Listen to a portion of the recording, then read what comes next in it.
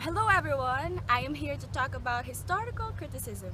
So when we say historical criticism, it is also known as historical critical method or higher criticism. So why do you think it is called historical critical method or higher criticism? So the reason why historical criticism is also called historical critical method or higher criticism is because it involves two types of literary criticism. The first one is the new criticism, in which we critique a certain piece of literature by the way as it is written. In this type of criticism, what we see or what we read is what we get. It's like understanding the meaning of a text in a literal manner. And the second one is biographical criticism, in which we critique a certain piece of literature with the use of the biography of the author.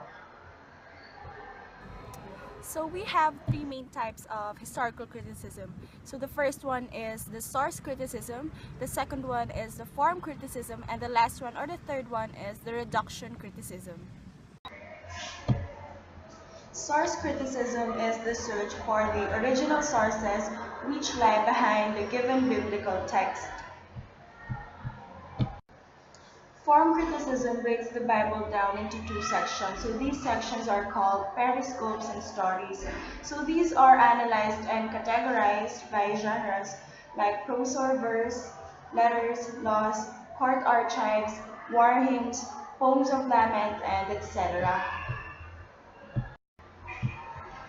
The last type of historical criticism is the reduction criticism, which studies the collection, arrangement, editing, and modification of sources, and is frequently used to reconstruct the community and purposes of the authors of the text.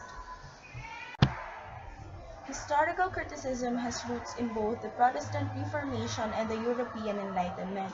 Prior to this era, there was a tradition of reading biblical texts allegorically. Every part of the story was symbolic. 19th century German scholars such as W.M.L. de Wet and Julius Wellhausen tackled the problem of Pentateuch authorship by developing the documentary hypothesis using a source critical method.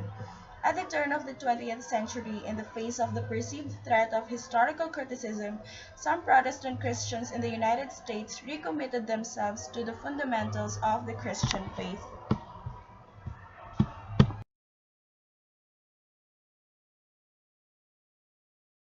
So the importance of historical criticism is to answer questions such as who wrote it, when was it written, what else was happening at the time of its writing, how did it come to be in the form we have it today, and what did it mean to people who first heard or read it.